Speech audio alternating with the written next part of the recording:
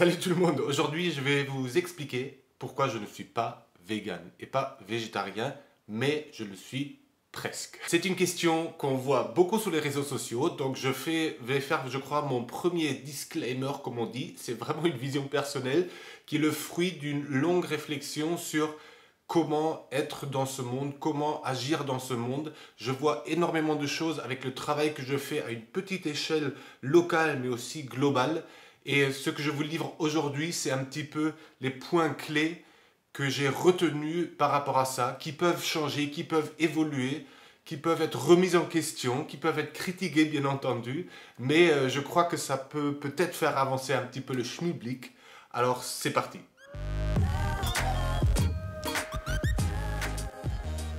Donc la première chose que j'ai remarqué, c'est vraiment en regardant ce qui se passe dans le monde, c'est que quand on parle d'agriculture ou de quelque chose de global, il y a encore une logique d'exploitation. On exploite la nature, on exploite les êtres vivants, on exploite même les humains dans l'entreprise. Et moi je crois que ça c'est un premier point à changer, ça veut dire de faire moins mais mieux. Quoi que vous fassiez, que vous, je sais pas, rouliez en voiture, que vous fassiez des choses qui sont très polluantes, déjà si tous en faisaient moins, ça aiderait énormément. Au lieu d'acheter 20 fringues, vous en achetez qu'une seule. Au lieu de, je sais pas, vous doucher pendant 10 minutes, vous vous douchez pendant 5 minutes. Au lieu de... Voilà, il y a plein d'exemples comme ça. Et je crois, si tous on faisait un tout petit peu moins, même ceux qui sont très très riches, au lieu d'avoir 5 voitures, ben on en a 3 ou 4. Voilà, ça ne veut pas dire de complètement arrêter, mais déjà si on changer ce point de vue de toujours plus et de dire on va faire un petit peu moins, je crois déjà ça changerait énormément de choses. La deuxième raison pourquoi je ne suis pas complètement, par exemple, végétarien ou vegan, même si c'est vraiment une alimentation vers laquelle je tends, c'est la radicalisation des discours. Moi, je crois qu'aujourd'hui, ce qui se passe, il faut des personnes qui sont modèles, qui ont une vision. Mais aujourd'hui, plus on va radicaliser une vision, plus l'autre radicalisation va aussi être là, avec des gens qui vont dire, ben moi je m'en fous, je vais manger que de la viande. Et du coup, on crée un conflit, et je ne suis pas sûr que ça amène toujours dans la bonne direction. Et surtout, si vous êtes radicalement, en tout cas c'est ce que je remarquais pour moi-même, si vous faites radicalement une chose, c'est-à-dire vous enlevez une chose de votre vie, souvent on le remplace avec autre chose. Donc par exemple, si vous enlevez complètement les produits animaux, il se peut, c'est pas toujours le cas, mais il se peut que vous alliez consommer davantage de produits qui ne sont pas locaux. Parce que je vous dis honnêtement, manger que végétal quand vous habitez dans le nord de l'Allemagne en hiver, faut être motivé. Parce que le chou et les pommes de terre, j'adore ça, mais tous les jours, c'est quand même un peu hard. Alors vous me direz, on peut faire des conserves et tout ça. Bien entendu. Mais la réalité de beaucoup de citadins, elle n'est pas là aujourd'hui. Et le risque, c'est par exemple qu'on mange beaucoup de fruits et de légumes qui ne viennent pas de chez nous, qui viennent de l'autre bout de la terre. Et que je me demande, est-ce que ça, c'est la solution? C'est encore une fois, peut-être un entre-deux, et de se dire, je tends vers ça, mais de trouver entre les différents facteurs qui font que ce monde aujourd'hui dysfonctionne, de se faire son choix un petit peu. Et je viens de vous donner la troisième raison, c'est cette notion de globalisation. Moi je crois qu'il est extrêmement important de pas faire le ou, ça veut dire soit on est local, soit on est global, mais vraiment de considérer le et. Vous connaissez certainement cette fameuse cloche, cette courbe de Gauss, qui s'applique à beaucoup de choses. Et moi je dirais que 80%, si vous pouvez, 80% du temps, l'idéal, c'est le centre, c'est de consommer local, mais en même temps de s'autoriser que le reste du temps, on puisse aussi acheter des produits qui viennent d'autre part.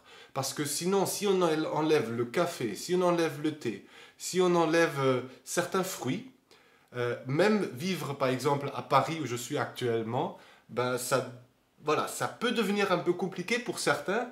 Et je ne parle pas du chocolat. Au-delà, moi personnellement, d'être complètement végétarien par exemple, je dis aussi qu'il y a certains produits que je vais manger parce qu'ils sont locaux, comme voilà, par exemple des fromages de chèvre que j'aime beaucoup, et que si c'est fait dans le respect des animaux, et avec quelque chose qui est considéré comme biologique ou dynamique, je crois que voilà, c'est quelque chose que moi, en tout cas aujourd'hui, je suis encore prêt à cautionner.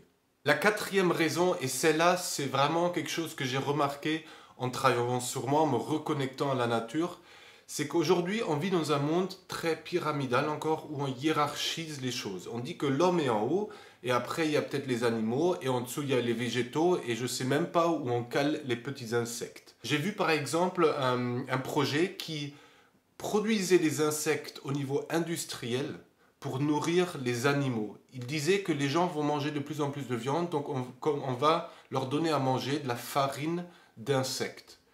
Je trouve ça d'une aberration totale, parce qu'on fait juste déplacer le problème. Et que si on dit aujourd'hui, moi je mange plus de viande pour telle et telle raison, parce qu'il y a la souffrance animale, il y a plein de raisons, ok, mais pour moi, le vivant en général, voilà, il ressent. Donc si vous coupez un arbre, il ressent. Si on arrache une carotte, si on veut, moi je suis persuadé qu'il y a quelque chose qui se passe. Moi aujourd'hui, je ne peux pas dire si la souffrance animale est au-delà de la souffrance végétale ou de la souffrance des insectes par exemple, ou de la souffrance tout simplement de la terre en général.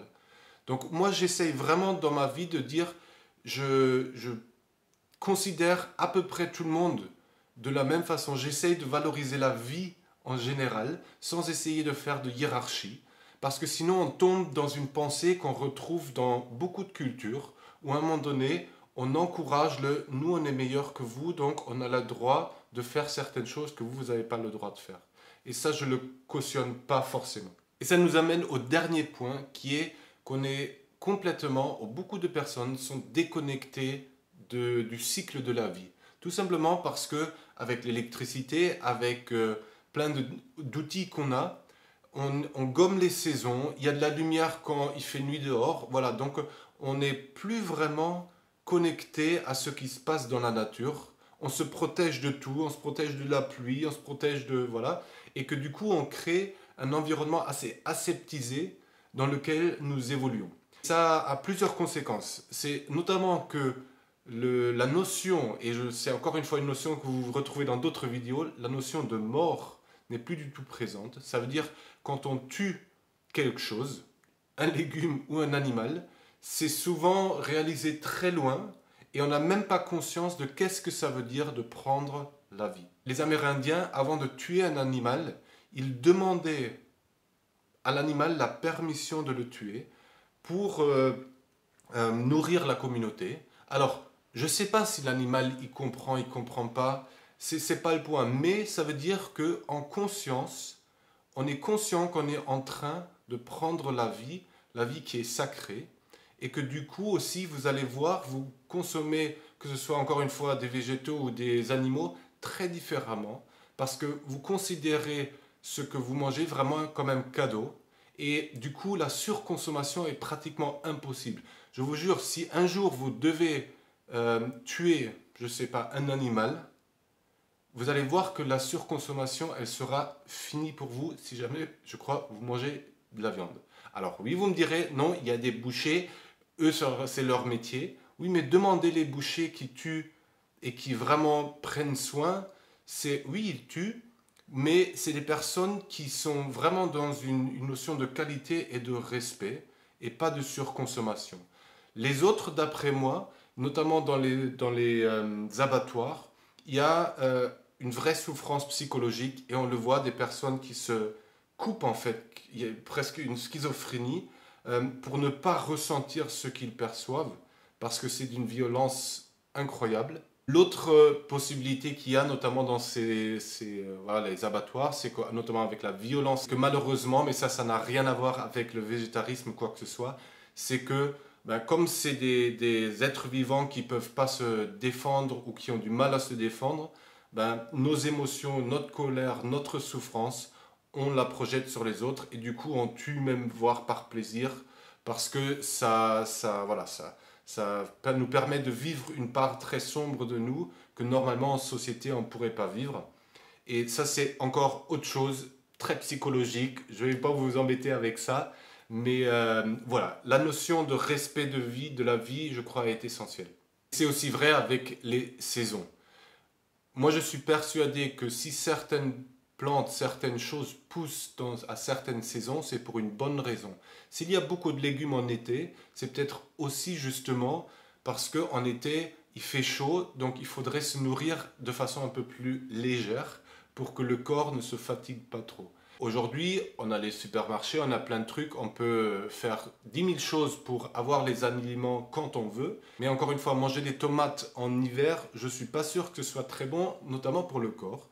Parce qu'une tomate est un légume qui va aussi refroidir le corps et qu'en hiver, on a plutôt besoin de se réchauffer. Vous l'aurez compris, ça c'est ce dernier point de respecter la vie, de cycle qui m'interroge beaucoup et qui fait que par moment, je vais consommer des aliments qui sont plutôt de saison et locales.